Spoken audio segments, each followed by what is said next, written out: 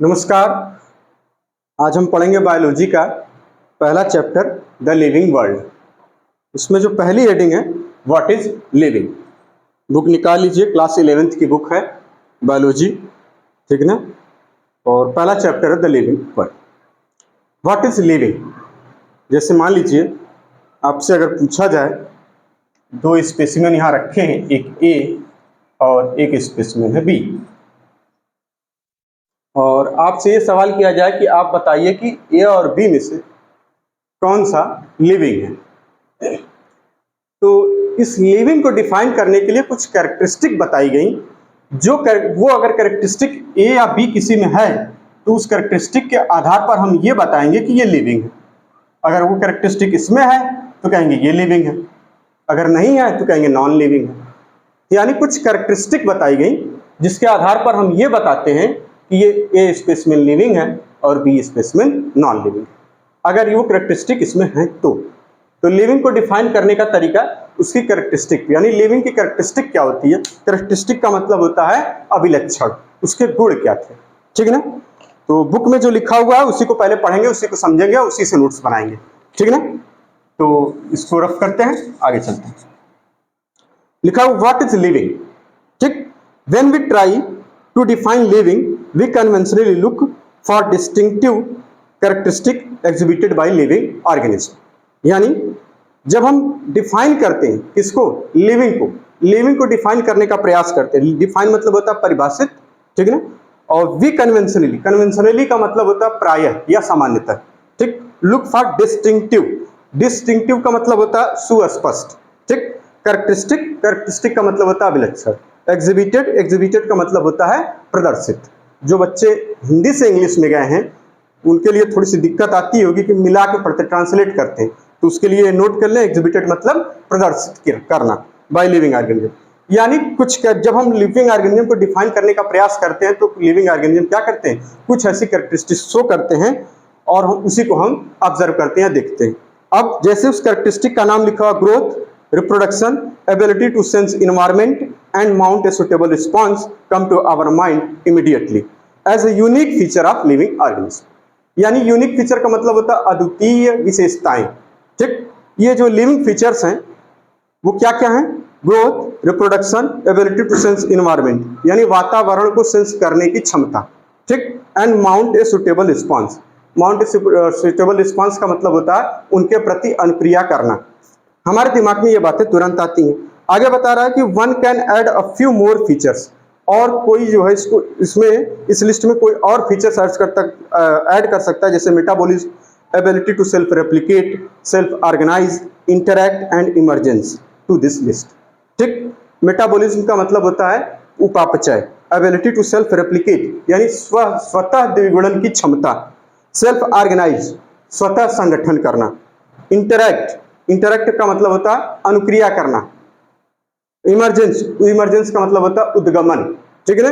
यानी इस लिस्ट में अगर हमसे पूछा जाए कि क्या है, कैरेक्टरिस्टिक क्या है, तो हम बताएंगे उसके यूनिक फीचर। लिखिए, unique features of living organism. इस बात को यहां लिख लीजिए,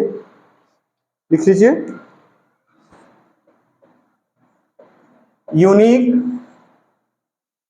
features of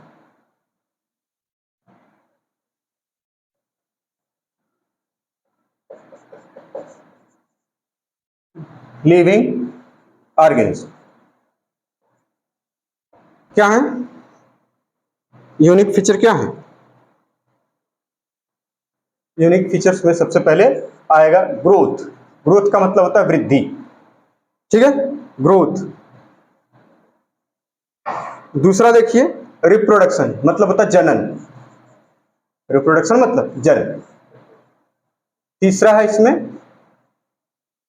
ability to sense environment, इसको इस लिस्ट में आ जाएगा, एबिलिटी टू सेंस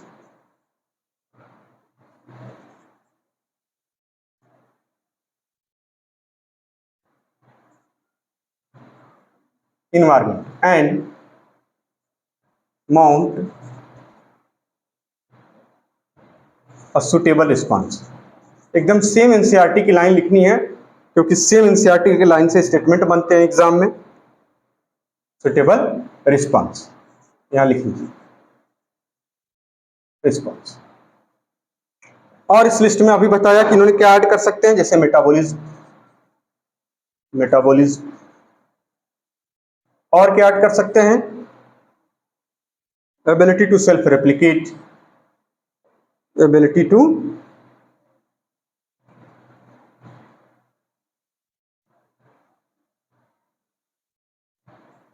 रेप्लिकेट, और इसी में इस तरीके से self organise,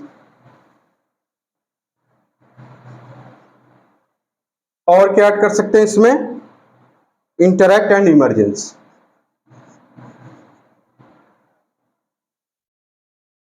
interact and emergence, emergence, ठीक है। ये लिस्ट है।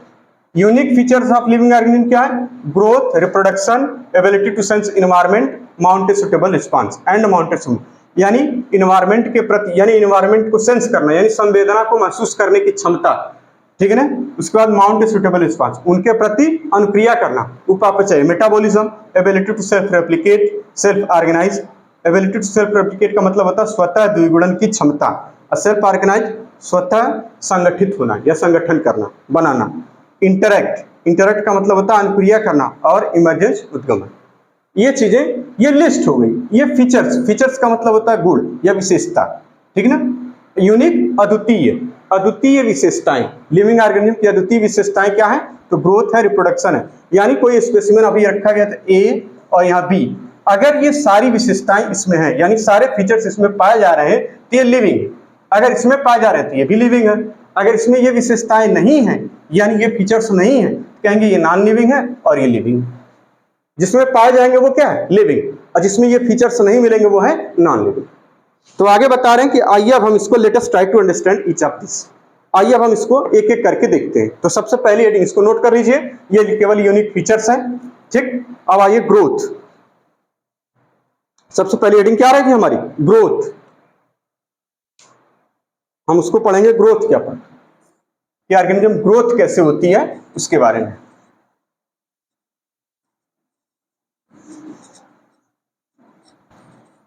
जो बच्चे हिंदी से इंग्लिश में गए, जिनको इंग्लिश आती है तो उनको तो आती होगी, और जो हिंदी से इंग्लिश में गए हैं वो विशेष ध्यान रखेंगे थोड़ा सा सेंटेंस पे और वर्ड्स पे। आ जाइए, अगली हेडिंग है हमारी ग्रोथ।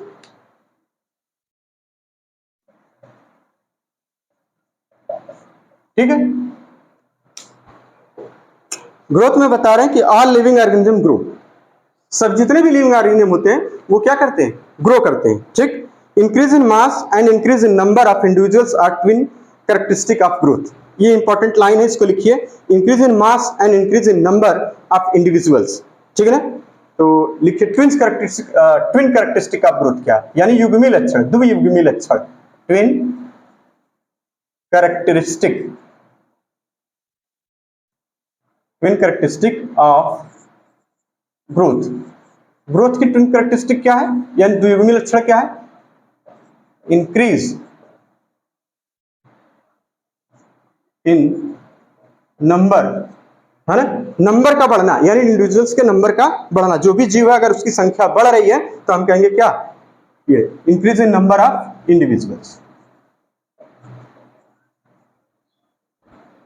दूसरी बात, इंक्रीज इन मास, अगर मास बढ़ रहा है इंडिविजुअल का तो इसका मतलब ग्रोथ हो रही है, इंक्रीज इन मास, इसको यहां लिख दीजिए, इंक्रीज इन मास, ठीक है। यानी ग्रोथ होगी तो क्या होगा, या तो नंबर बढ़ेगा या मास बढ़ेगा या दोनों।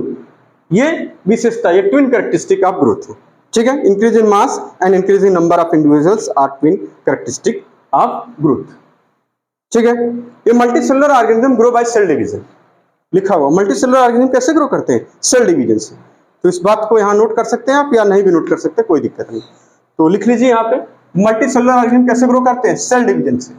और सेल डिवीजन क्या है, एक प्रोसेस है जिसमें सेल डिवाइड होती है और डिवाइड होकर 1 से 2 बनती है, और एक प्रोसेस होती है उसमें, यानी सेल डिवीजन में 2 प्रोसेस होती है।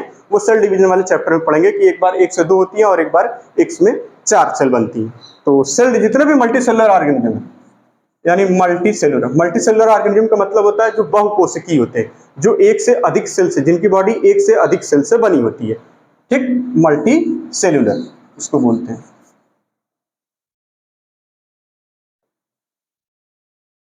कैसे ग्रो करते हैं? Grow by cell division.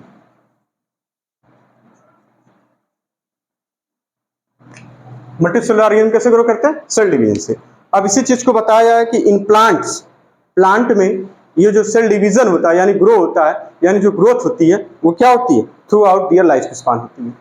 हमेशा उनके जीवन भर प्लांट ग्रोथ होती रहती है, प्लांट में ग्रोथ होती रहती है। जबकि इन एनिमल्स में this growth is seen only up to certain age, केवल एक निश्चित समय अवधि तक होती है, केवल एक निश्चित आयु तक होती है। इस बात को अगर लिखना चाहें तो लिख लें, इन प्लांट्स, इसमें इन प्लांट्स जो ग्रोथ होती है क्या होती है? Up to certain, continuously throughout their life span, growth occur up to यानी यही जो ग्रोथ बाय सेल डिवीजन, और ग्रोथ हमेशा सेल डिवीजन से ही होगी, ये भी ध्यान रखिएगा। ग्रोथ बाय सेल डिवीजन, पहले 2 चैप्टर हम लोग बहुत आराम से पढ़ेंगे। अकर, ठीक है, occurs through out, through out मतलब पूरा जीवन भर, पूरा, ठीक है ना। अकर्स मतलब होती है, पाया जाता है, ठीक है ना। Occurs throughout their life span, life span मतलब जीवन भर, ठीक है, प्लांट में होता है। जबकि एनिमल में क्या होता है? यही ग्रोथ इन एनिमल्स, एनिमल्स में क्या होता है? ग्रोथ अकर्स,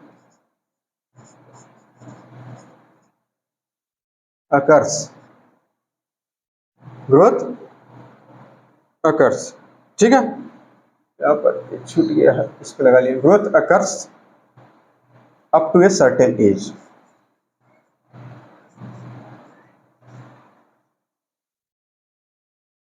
ठीक, ये चीज यानी ट्विंस कैरेक्टरिस्टिक ऑफ ग्रोथ क्या है? Increase in number of individuals, increase in mass. Multicellular organism कैसे ग्रो करते हैं? सेल डिवीजन से। प्लांट में ग्रोथ होती है सेल डिवीजन से, वो उनके जीवन भर पाई जाती है। एनिमल में ग्रोथ केवल उनके एक निश्चित समय अवधि तक होती है। लेकिन एनिमल्स में जो सेल्स लॉस्ट हो जाती है यानी नष्ट हो जाती है, उनको रिप्लेस करने के लिए, उनकी जगह पर नई सेल्स बनाने के लिए इसमें कभी कभार सेल डिवीजन होता रहता है। तो ये भी एक ग्रोथ है। आगे बता रहे हैं कि इसमें unicellular organism grow by cell division, यानी यूनिसेलुलर ऑर्गेनिज्म। यूनिसेलुलर कौन से होते हैं? जिनकी जो बॉडी है वो सिर्फ सिंगल सेल से बनी होती है, एक सेल से बनी होती है, एक कोशिकी। यूनिसेलुलर का मतलब एक कोशिकीय जीव। इसको नोट करके आप मिटा दीजिए, नोट करने वाला कुछ था नहीं, लेकिन आप इसको इस तरह से नोट्स बनाएंगे हम, और हर चैप्टर का इसी तरीके से बुक पढ़ेंगे और साथ में ये नोट्स पढ़ते जाएंगे, ठीक। और उसके बाद क्वेश्चन की प्रैक्टिस कर लेंगे, हमारा काम हो जाएगा। सिर्फ इतना सही करना है। अब आती बात क्या, सुनिएगा। यूनिसेलुलर ऑर्गेनिज्म बोला गया, यूनिसेलुलर, यूनिसेलुलर ऑर्गेनिज्म, इनमें ग्रोथ कैसी होती है? सेल डिवीजन से। इनमें भी ग्रोथ कैसी होती है? सेल डिवीजन से, by cell division, growth by cell division. यानी कुल मिलाकर ग्रोथ सेल डिवीजन से ही होती है। कुल मोटी मोटी बात इस लाइन में यही निकलेगी, ग्रोथ बाय सेल डिवीजन। आगे लिख लीजिए सीधे से इतना से, ठीक है, ग्रोथ बाय सेल डिवीजन। आगे आके कह रहे हैं कि इस चीज को, कोई इसको देखिए, लाइन है उसकी हम पढ़ रहे हैं, उसको सुनिएगा। One can easily observe this in vitro culture, ठीक। कैसे? By simply counting the number of sales under the microscope, यानी कोई इसे आसानी से गिन सकता है, नंबर को, इसकी संख्या को गिन सकता है इन विट्रो कल्चर में। अब ये क्या होता है? इन विट्रो, एक शब्द आया इन विट्रो, इन विट्रो, और साथ में है कल्चर्स, ठीक है ना, कल्चर्स। इन विट्रो कल्चर्स का मतलब होता है हिंदी में पात्रे संवर्धन, और इसका मतलब होता है लैब में एक पेट्री डिश होती है, उसमें सिंगल सेल ऑर्गेनिज्म को ग्रो करा लीजिए, उसी को बोलते हैं इन विट्रो कल्चर। यानी लेबोरेटरी में एक पेट्री डिश में बैक्टीरिया या फिर आप फंजाई जो यूनिसेलुलर हैं, या फिर एल्गी जिसको आप ग्रो करा लेंगे पेट्री डिश में, ये लेबोरेटरी कंडीशन में, उसमें एक सोल्यूशन भरा जाता है जिसे न्यूट्रिएंट सोल्यूशन कहते हैं, उसमें ऑर्गेनिज्म को ग्रो कराया जाता है और लिविंग ऑर्गेनिज्म होते हैं वो, उसको ग्रो कराने के इस प्रोसेस को पूरा होता है इन विट्रो कल्चर्स, ठीक है ना। इसी प्रोसेस यानी लैब में अगर आप किसी चीज को ग्रो कराते हैं, बैक्टीरिया को, फंजाई को, एल्गी को, ठीक, एक पेट्री डिश में, तो उसको बोलते हैं क्या, इन विट्रो कल्चर, ठीक है। आगे चलते हैं इसमें। अब कोई से आसानी से गिन भी सकता है माइक्रोस्कोप के जरिए। माइक्रो का मतलब, माइक्रोस्कोप एक ऐसा यंत्र होता है जिससे हम काउंटिंग करते हैं, यानी देखते हैं चीजों को, जो सूक्ष्म जीव होते हैं, जो बहुत ही छोटे होते हैं, जो आंख से दिखाई नहीं देते, इसलिए उनको माइक्रोस्कोप से देखा जाता है, ठीक है। In majority of higher animals and plant, growth and reproduction are mutually exclusive event. इस चीज को नोट कर लीजिए, ये बड़ा इंपॉर्टेंट लाइन है कि जो majority of higher animal and plant है उनमें ग्रोथ और साथ ही साथ क्या, इस बात को नोट करिए, अगली लाइन में नोट कर लीजिए,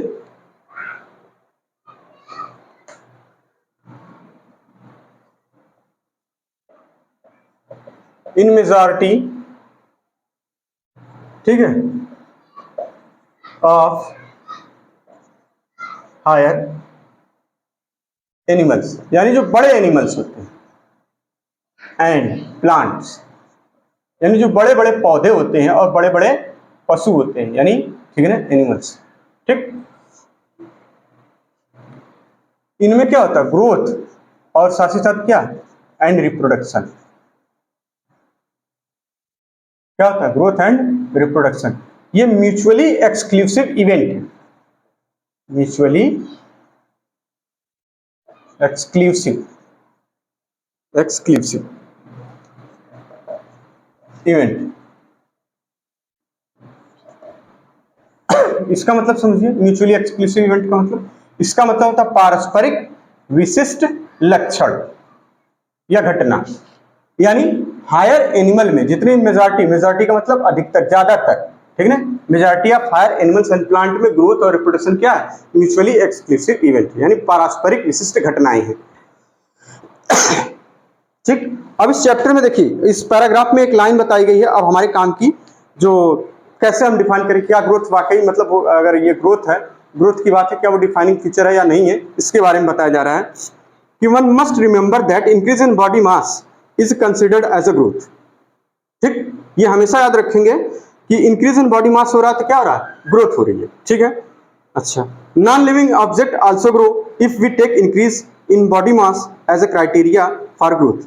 अगर हम क्राइटेरिया ये माने, एक नींव कसौटी ये माने कि इंक्रीज इन बॉडी मास अगर ग्रोथ है, तो नॉन लिविंग ऑब्जेक्ट भी होते हैं ग्रोथ में, जैसे क्या, mountains, boulders and sand mound do grow, यानी माउंटेन मतलब पहाड़ यानी पर्वत, ठीक, बोल्डर्स मतलब गुलास यानी बड़े बड़े पत्थर के टुकड़े, ठीक, सैंड माउंट्स रेत के टीले, ये भी ग्रो करते हैं। However this kind of growth exhibited by non living objects is by accumulation of material on their surface, यानी इस तरह की ग्रोथ जो नॉन लिविंग ऑब्जेक्ट में हो रही है उसमें केवल एक्युमुलेशन हो रहा है, एक्युमुलेशन का मतलब एकत्रण, इकट्ठा होना, ऊपर सरफेस पे, उनकी ऊपरी सरफेस पर इकट्ठा होता है, ठीक। आगे बता रहे हैं कि क्या, in living organism growth is from inside, living organism में ग्रोथ कैसी होती है, इनसाइड से, अंदर से होती है growth. Growth therefore can not be taken as a defining property of living organism, ठीक। Conditions under which it can be observed in living organism have to explained and then we understand that it is a characteristic of living organism, a living system, a dead organism does not grow। अब यहां पर देखिए वो बता रहे हैं कि ये जो लिविंग ग्रोथ है वो कंडीशन पर डिपेंड कर रही है। कैसी कंडीशन पर, कि ग्रोथ किस साइड से हो रही है, बाहर से हो रही है या अंदर से हो रही है, यानी कि कुल मिलाकर ग्रोथ पूरी तरह डिफाइन नहीं कर पा रहा है लिविंग ऑर्गेनिज्म, यानी लिविंग कैरेक्टरिस्टिक है, ये ठीक है, लेकिन क्या पूरी डिफाइनिंग प्रॉपर्टी है, कहेंगे नहीं। क्यों, क्योंकि लिविंग नॉन लिविंग ऑब्जेक्ट भी तो ग्रो कर रहे हैं, अभी तो उन्होंने बताया कि माउंटेन्स हैं, बोल्डर्स हैं और साथ ही साथ सैंड माउंट्स हैं, ये भी क्या कर रहे हैं, ये भी ग्रो कर रहे हैं। इसका मतलब ये हुआ कि नॉन लिविंग ऑब्जेक्ट्स भी ग्रो कर रहे हैं और साथ ही साथ क्या, लिविंग भी ग्रो कर रहे हैं। तो आप बताइए ग्रोथ डिफाइनिंग प्रॉपर्टी है, तो कहेंगे नहीं है, ठीक। और ये बता रहे हैं इसमें, तो इस चीज को लिख लीजिए, non living object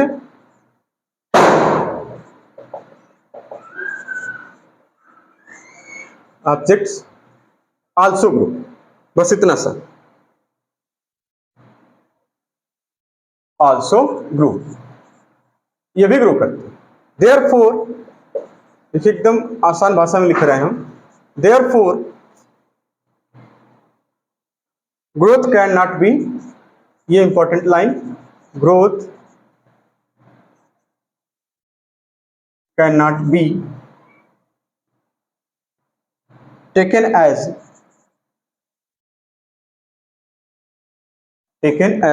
defining property of living organism, defining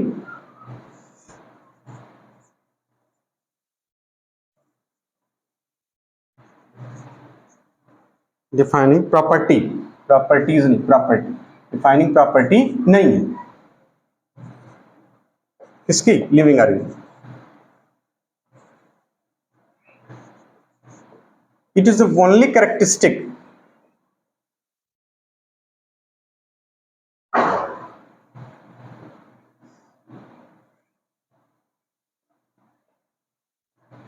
of living organism, ये केवल कैरेक्टरिस्टिक है, केवल अभिलक्षण है, केवल गुण है, ठीक है ना, लेकिन डिफाइनिंग गुण नहीं, डिफाइनिंग प्रॉपर्टी नहीं लिविंग ऑर्गेनिज्म। तो ये रहा ग्रोथ के बारे में।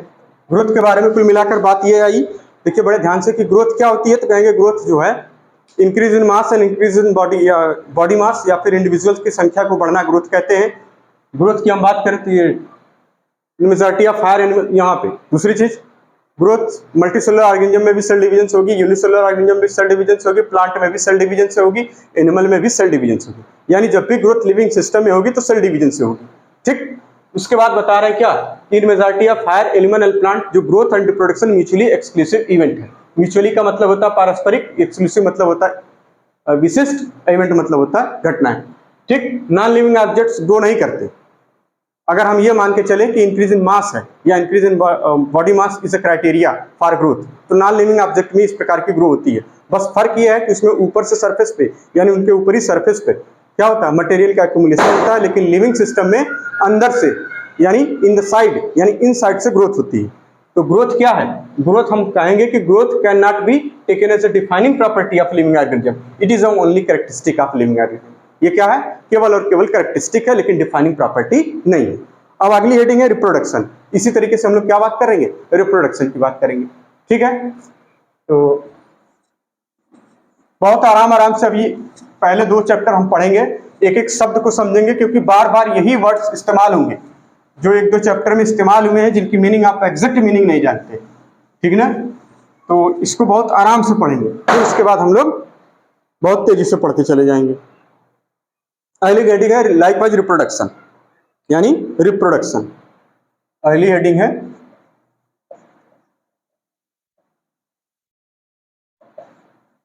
हिंदी में इसको बोलते हैं जनन, ठीक है। बता रहे हैं क्या, reproduction likewise is a characteristic of living organism. ये भी क्या है, characteristic. In multicellular organism reproduction refers to the production of progeny possessing features more or less similar to those of parents. मतलब मल्टीसेलुलर ऑर्गेनिज्म में क्या होता है, reproduction refers, reproduction का मतलब है प्रोडक्शन ऑफ प्रोजेनी। प्रोजेनी का मतलब होता है संतति, है ना, यानी संतान की उत्पत्ति। प्रोडक्शन possessing, और वो संतान कैसी होती है, फीचर्स यानी गुण रखती है, more or less similar to those of parent, अपने पेरेंट से कुछ या तो बहुत ज्यादा सिमिलर होती है या कुछ हद तक सिमिलर होती है, ठीक। इनवेरिएबली एंड इम्प्लिसिटी, इनवेरिएबली मतलब होता है क्या, निर्विवाद रूप से या विदाउट एनी डिस्कशन। उसके बाद या ऑलवेज, इसका अगर सिनोनिम्स पूछेंगे तो कहेंगे ऑलवेज, ठीक। इम्प्लिसिटी मतलब अप्रत्यक्ष रूप से या निसंदेह। We refer to sexual reproduction, यानी अब तक हमने जो बात बताई वो किसकी थी, सेक्सुअल रिप्रोडक्शन, यानी निर्विवाद रूप से और निसंदेह रूप से हम सेक्सुअल रिप्रोडक्शन की बात कर रहे हैं। अब organism reproduce by asexual means also, यानी ऑर्गेनिज्म में एसेक्सुअल अलैंगिक जनन भी होता है। बता रहे हैं क्या, उसके एग्जांपल ये हैं जैसे कि fungi multiply and spread easily due to millions of asexual spore they produce, यानी फंजाई मल्टीप्लाई करते हैं, यानी गुणन करता है और फैल जाता है आसानी से, क्योंकि वो मिलियंस लाखों में एसेक्सुअल स्पोर प्रोड्यूस करता है। अब ये एसेक्सुअल स्पोर क्या होता है समझिए, एक ऐसी संरचना या ऐसा स्ट्रक्चर जिससे, यानी ये छोटा सा स्मॉल माइक्रोस्कोपिक स्ट्रक्चर होता है, ठीक है ना, ये माइक्रोस्कोपिक स्ट्रक्चर होता है, फंजाई, एल्गी, बैक्टीरिया, ये सब में होता है। इसका नाम दिया गया स्पोर, इसका नाम दिया गया स्पोर। इससे पूरी पूरी बॉडी बन जाती है, पूरी पूरी क्या बन जाती है, इस चीज से, इस स्ट्रक्चर से क्या बन जाती है, पूरी पूरी बॉडी, पूरा ऑर्गेनिज्म नया तैयार हो जाता है, डेवलप कर जाता है। इसको नाम दिया गया स्पोर। ये माइक्रोस्कोपिक इन नेचर होते हैं, ठीक है ना। तो आगे इसको हम डिटेल में पढ़ेंगे, बायोलॉजिकल क्लासिफिकेशन, फिर उसका प्लांट में तो आएगा ये। तो इसको हमने बता दिया स्पोर्स क्या होते हैं, ठीक। आगे बता रहे हैं इन lower organs like east and hydra. Lower organs मतलब जो क्लासिफिकेशन में नीचे है, ठीक है ना। जैसे ईस्ट एंड हाइड्रा, ईस्ट क्या यूनिसेलुलर फंजाई है, हाइड्रा सेलेंटेट्रा का एक मेंबर है, ठीक है ना। ईस्ट और हाइड्रा में वी ऑब्जर्व बडिंग। बडिंग का मतलब होता है क्या, मुकुलन। यानी ईस्ट और हाइड्रा में क्या ऑब्जर्व करते हैं हम, बडिंग। जैसे एक हाइड्रा है, इस तरीके से उसकी बॉडी होती है, एक कुछ ऐसे यहाँ बना ले रहे हैं इसको हम ऐसे, फिर यहाँ पे ऐसे, और ये इससे चपका हुआ रहता है सरफेस से, और इस तरीके से इसकी ऐसे टेंटेकल्स निकले रहते हैं इसमें, ठीक। एनसीईआरटी में इसका फिगर है। तो कुछ ऐसे होता है। और यहाँ पर क्या होता है, अगर यहाँ से क्या हो, ये देखिए बड निकले, बड मतलब कलिका छोटी सी है, फिर धीरे धीरे ग्रो करेगी। फिर यहाँ से अगर ये गिर जाए, ये कलिका यानी ये बड, तो ये बड यहाँ पर चली जाएगी और ये ग्रो करके वापस से फिर एक हाइड्रा बना लेगी। इस प्रोसेस को बोलते हैं बडिंग। ये ईस्ट में भी होती है और हाइड्रा में भी होती है, ठीक है। तो आगे चलते हैं, देखिए फिर आगे बताया जा रहा है इसमें हमारे पास, इसको नोट अभी हम करा रहे हैं, आप परेशान न होइए, क्या नोट करने लायक है या क्या एनसीईआरटी में सॉरी नीट में पूछा जाएगा, उसके बारे में भी हम बात करेंगे। When it comes to unicellular, sorry आगे अभी लाइन छूट गई, हाँ। इन प्लेनेरिया, प्लेनेरिया एक प्लेटफॉर्म है, ठीक है ना। वी ऑब्जर्व ट्रू रिजनरेशन, यानी ट्रू रिजनरेशन होता है उसमें। रिजनरेशन का मतलब बता रहे हैं, that is a fragmented organism regenerates the last part of its body and becomes a new organism. यानी रिजनरेशन का मतलब, अगर जैसे कोई ऑर्गेनिज्म, ठीक, ये इस तरीके से मान लीजिए प्लेनेरिया ही है, उसका स्ट्रक्चर जो भी हो हम वहां पे देखेंगे, जो कुछ ऐसे लीवर फ्लूक एक हमने बना लिया, या ये भी ना बनाइए, आप एक ऑर्गेनिज्म मान लीजिए, अगर इसका कोई पार्ट गायब हो गया, इसकी बॉडी से नष्ट हो गया, लॉस्ट हो गया, तो ये क्या करेगा, रिजनरेट कर लेगा, अपने पार्ट को फिर से बना लेगा वापस से, और वापस कैसा हो जाएगा, पूरी ऑर्गेनिज्म एक नया बन जाएगा। इसको बोलते हैं रीजनरेशन, ठीक। ये प्लेनेरिया में होता है, ठीक है ना, ये प्लेनेरिया में होता है। उसको सेलेंटेटा में जहां जो दिया है वहीं पढ़ेंगे, एग्जाम्पल के तौर पर से याद रखेंगे। आगे बता रहे हैं कि the fungi and filamentous algae, fungi और फिलामेंटस एल्गी, फिलामेंटस मतलब होता है तंतुमय, ठीक।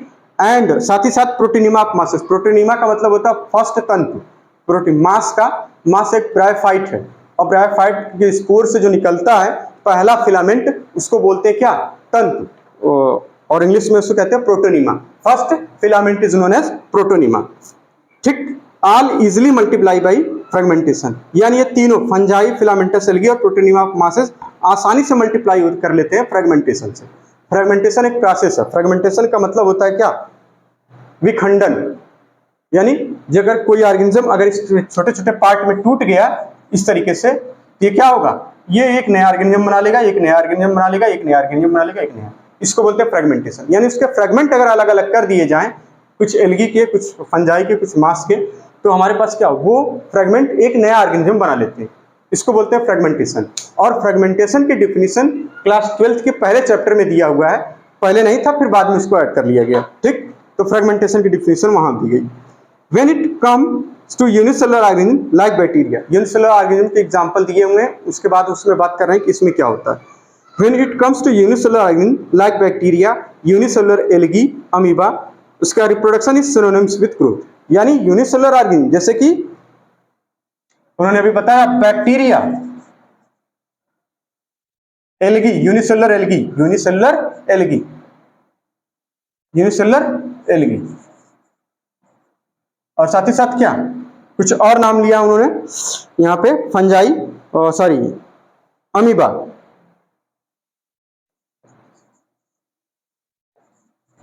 ये यूनिसेलुलर है। अब इसमें जो ग्रोथ होती है, यानी इसका जो रिप्रोडक्शन है,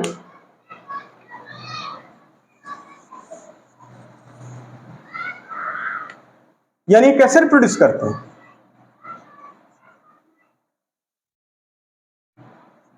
इनमें जो रिप्रोडक्शन होगा कैसे होगा?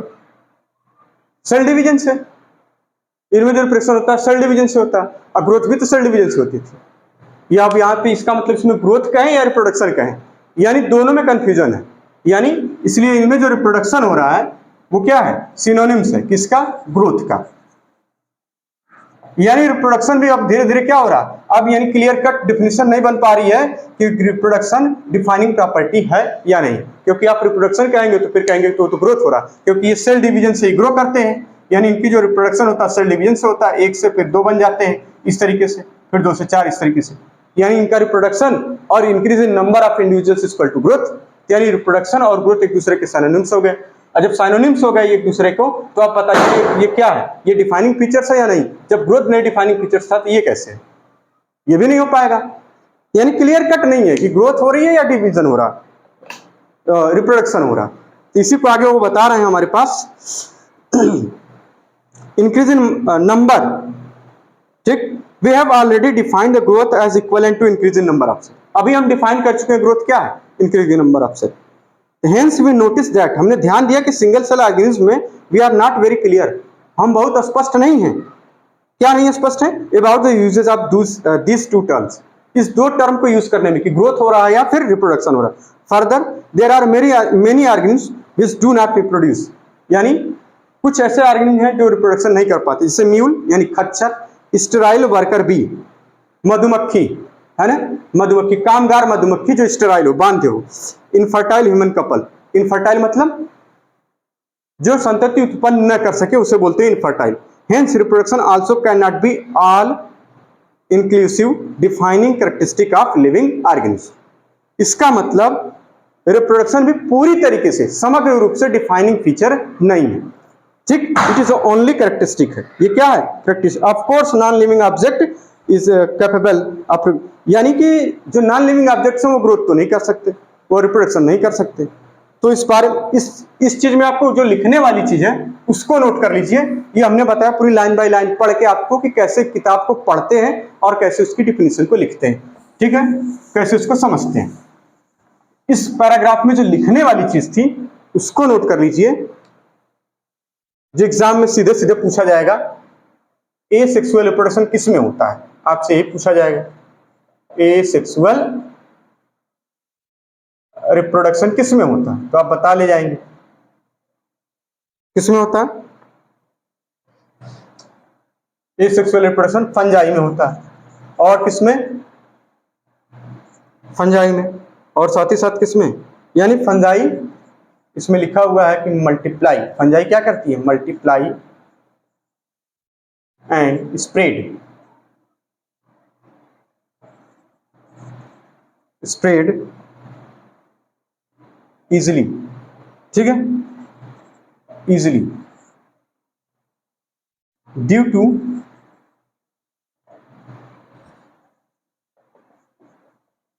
Millions of asexual spore. Fungi में रिप्रोडक्शन, एसेक्सुअल रिप्रोडक्शन कैसा होता है? कहेंगे बाई स्पोर, ठीक, मिलियंस ऑफ एसेक्सुअल स्पोर्स, ठीक है,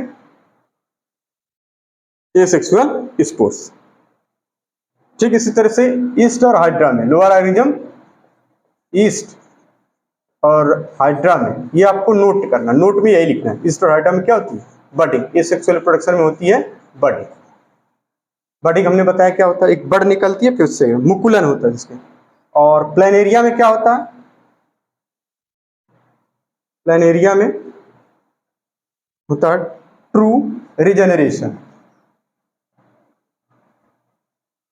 ट्रू रिजेनरेशन का मतलब कि कोई बॉडी का पार्ट अगर लॉस्ट हो गया है, खत्म हो गया है, नष्ट हो गया है, उसको दोबारा से रिजेनरेट कर लेना, बना लेना। इसके अंदर, जिसके अंदर ये प्रॉपर्टी होती है, वो अपना जो भी पार्ट बॉडी का गायब हो गया, नष्ट हो गया, खत्म हो गया है, उसको दोबारा से बना लेते हैं। इसको बोलते हैं रीजेनरेशन। और रीजेनरेशन की अगर आपको डिफिनेशन लिखनी है तो एनसीईआरटी की ठीक वही लाइन लिख लीजिए जिसमें लिखा हुआ है ये फ्रेगमेंटेड। रीजेनरेशन की डिफिनेशन ये लिख लीजिए तुरंत, बायो की भाषा में ये लिखा हुआ है रीजेनरेशन। रीजेनरेशन का मतलब a fragmented organism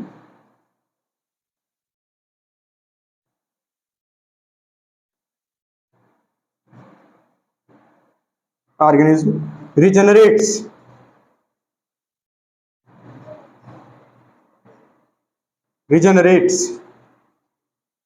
the last part of its body, ठीक है।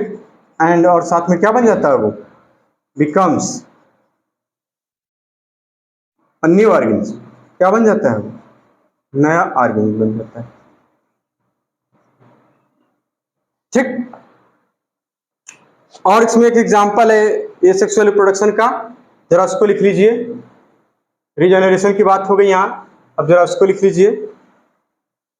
ये सेक्सुअल रिप्रोडक्शन का कुछ और एग्जांपल है, और ये एग्जांपल जो हम लिखने जा रहे हैं इसको सीधे सीधे एक बार स्टेटमेंट में पूछ लिया गया था, सवाल में पूछा गया था which of the following is not correct, और एक ऑप्शन ए भी था, ये सही वाले में था, ठीक है ना। इसको लिखिए, फंजाई, ये क्वेश्चन आया हुआ है, filamentous algae, filamentous algae, algae, तंतुमय शैवाल, ठीक है, प्रोटोनीमा, प्रोटोनीमा ऑफ मॉस, ठीक है, यानी मॉसेस पूरा लिखिए। इन तीनों में क्या होता है भैया, इन तीनों में मल्टीप्लाई बाई फ्रेगमेंटेशन, यही स्टेटमेंट लिखा था,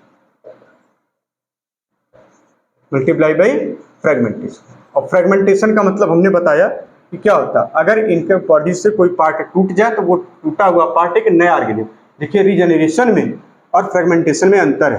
रीजनरेशन में नया ऑर्गेनिज्म टूटे हुए पार्ट से नहीं बनता, बल्कि जो पार्ट बॉडी का गायब होता है उसी से एक वो पूरा फिर से बन जाता है, तो उसको बोलते हैं रीजनरेट। जबकि फ्रेगमेंटेशन क्या है, जो पार्ट टूटकर अलग हुआ उससे नया ऑर्गेनिज्म बनना, इसको बोलते हैं फ्रेगमेंटेशन यानी विखंडन की विधि, ठीक। दोनों में अंतर है, मल्टीप्लाई बाई ये हो गया फ्रेगमेंटेशन,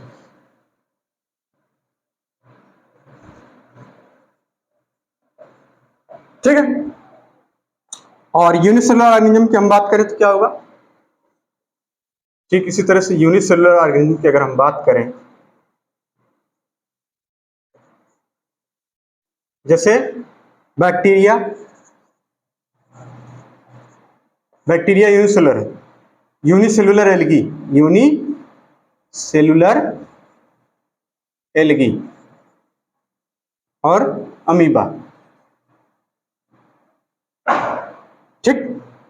इनमें क्या होता है, इन तीनों में यानी यूनिसेलुलर ऑर्गेनिज्म, इनमें इनमें क्या होगा, reproduction is equal to growth, यानी reproduction is equal to growth, यानी इन तीनों में यूनिसेलुलर ऑर्गेनिज्म में, इन्हीं तीनों में नहीं बल्कि पूरे ऑर्गेनिज्म में यूनिसेलुलर में ग्रोथ और रिप्रोडक्शन में हम वेरी क्लियर कट नहीं है, यानी बहुत स्पष्ट नहीं है कि ग्रोथ हो रही है या रिप्रोडक्शन हो रही है।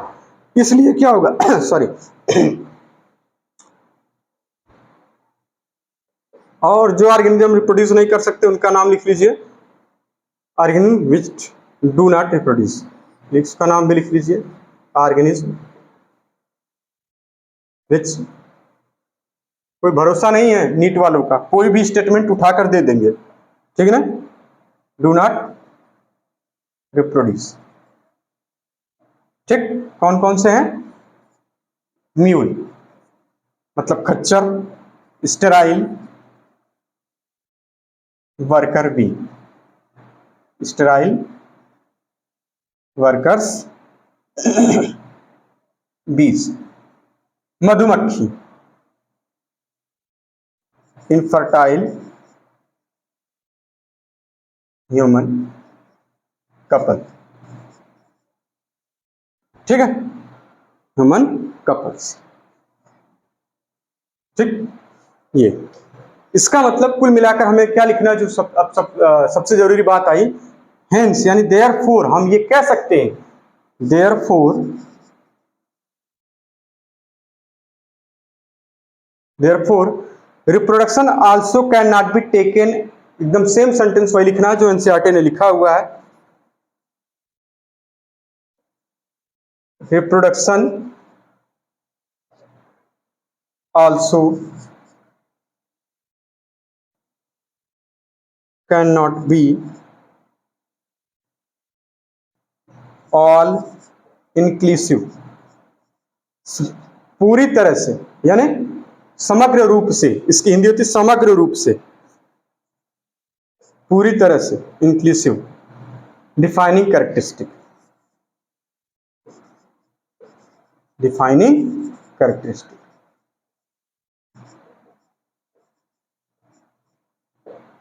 ठीक है, इट इज ओनली, आगे लिख लीजिए, इट इज ओनली, क्या है ये, कैरेक्टरिस्टिक, यानी केवल और केवल क्या है, प्रॉपर्टी यानी कैरेक्टरिस्टिकली, डिफाइनिंग कैरेक्टरिस्टिक नहीं है। अब इसी तरह से आएंगे हम लोग मेटाबॉलिज्म, कहाँ चले जाएंगे अब, मेटाबॉलिज्म देखिए। मेटाबॉलिज्म कुछ नहीं है, एक लिविंग, जितनी बॉडी में लिविंग रिएक्शन, जितनी भी रिएक्शंस होती है ना, उन्हीं को बोला गया है बायोलॉजी की भाषा में मेटाबॉलिज्म। बस जितनी भी केमिकल रिएक्शंस होती हैं, उस केमिकल रिएक्शन में क्या होता है, चेंज होता है, यानी एक केमिकल से दूसरा कंपाउंड बन रहा है, दूसरे से तीसरा, तीसरे से चौथा, इस तरह से लगातार चलता रहता है, यानी बॉडी में जो भी केमिकल रिएक्शंस होती है उसी को बोला गया मेटाबॉलिज्म। ठीक, और जो केमिकल्स होते हैं वो अलग अलग क्लास के, अलग अलग साइज के और अलग अलग ग्रुप के हो सकते हैं। ठीक है, तो फिर देखिए अभी बुक पढ़ते हैं, उसके बाद एक दो चैप्टर हम लोग इसी तरह से करेंगे, फिर उसके बाद बिल्कुल स्पीड में करेंगे, फिर उसके बाद ये लिख के पढ़ के समझने वाला काम रहेगा केवल। मेटाबॉलिज्म, आइए, sorry, another characteristic of life is metabolism, दूसरी कैरेक्टरिस्टिक क्या है, metabolism. All living organisms are made up of chemicals, सभी जो लिविंग ऑर्गेनिज्म किससे बने होते हैं, केमिकल से बने होते हैं। These chemicals small and big, ये छोटे बड़े हो सकते हैं, बिलोंगिंग टू वेरियस क्लासेस, अलग अलग क्लास से बिलोंग कर सकते हैं, साइज फंक्शंस, अलग अलग इनकी साइज और फंक्शंस होते हैं, आर कॉन्स्टेंटली बीइंग मेड, लगातार बनते रहते हैं, and change to some other biomolecules, और दूसरे बायोमॉलिक्यूल्स में चेंज होते रहते हैं। These conversion are chemical reactions और मेटाबॉलिक रिएक्शंस, यही जो कन्वर्जन है, जो रिएक्शंस है, वो क्या है, मेटाबॉलिक रिएक्शंस है। There are thousands of metabolic reactions occurring simultaneously inside all living organism, यानी यहाँ थाउजेंड्स, लगभग लाखों में मेटाबॉलिक रिएक्शंस होती है। साइमल्टेनियसली का मतलब लगातार, हमेशा साथ ही साथ होती है, साथ साथ होती रहती है, inside all living organism, be they, चाहे वो यूनिसेलुलर हो चाहे सॉरी मल्टीसेलुलर हो।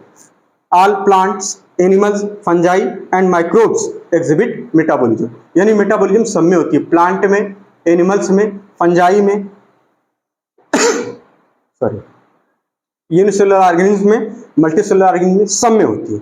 The sum of total of all the chemical reaction occurring in our body, यहाँ तक कि हमारी बॉडी में सारी रिएक्शंस को मिलाकर हम बोलते हैं metabolism. No non living object exhibited metabolism, कोई ऐसा नॉन लिविंग ऑब्जेक्ट नहीं है जिसके अंदर metabolism. Metabolic reaction can be demonstrated, sorry, metabolic reaction can be demonstrated outside the body in a cell free system। demonstrated का मतलब होता है प्रदर्शित करना। metabolic reactions cannot be या can be demonstrated, can be demonstrated का मतलब हम इसको एक सेल फ्री सिस्टम में भी डिमॉन्स्ट्रेट, प्रदर्शित कर सकते हैं।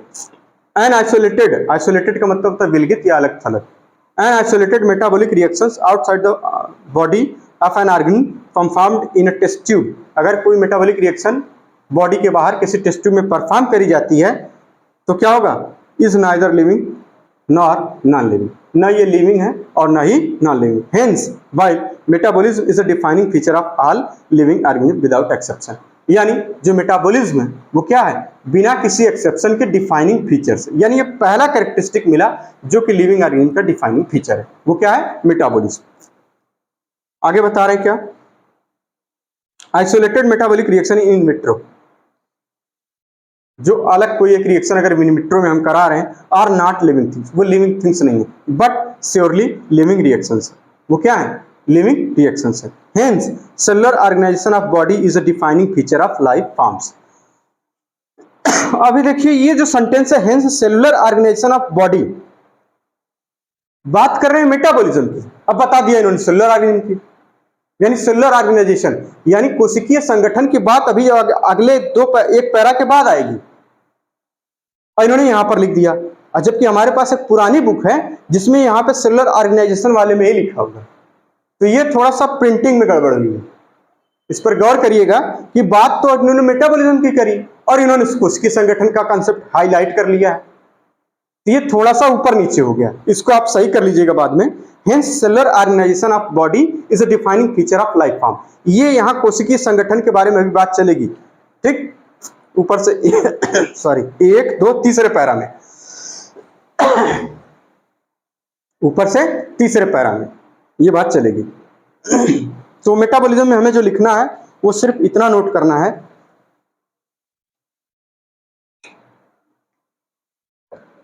हेडिंग डाल लेंगे मेटाबॉलिज्म।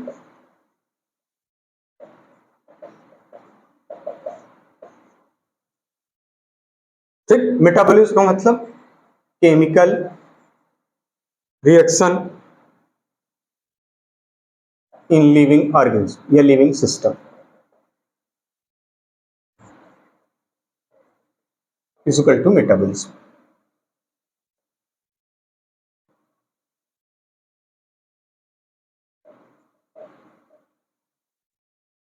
ठीक, और मेटाबॉलिज्म सब में होती है, चाहे वो कहाँ यूनिसेलुलर ऑर्गेनिज्म हो, यूनिसेलुलर ऑर्गेनिज्म हो या फिर मल्टी सेलुलर हो। ठीक है,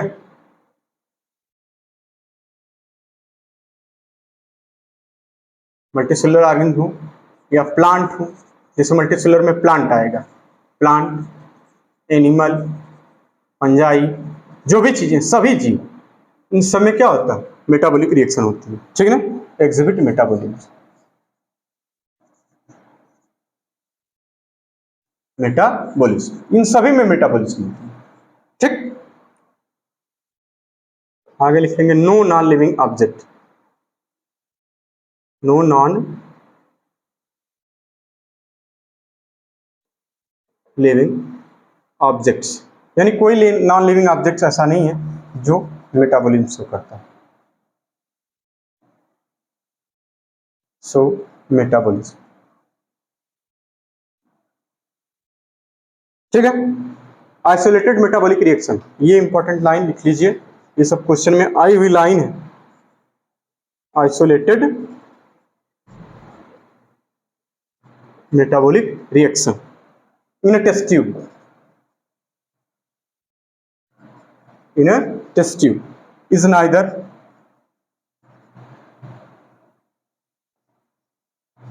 living nor non living। ठीक है, हेंस मेटाबॉलिज्म, अब सबसे इंपॉर्टेंट लाइन, हेंस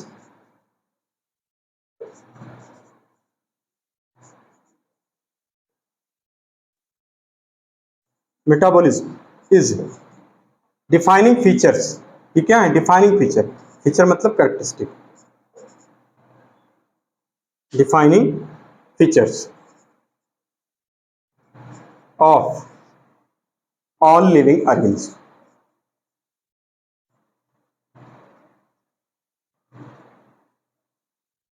ठीक है, ऑल लिविंग ऑर्गेनिज्म।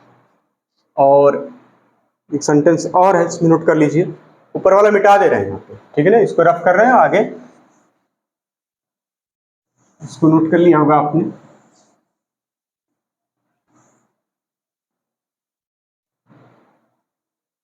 आगे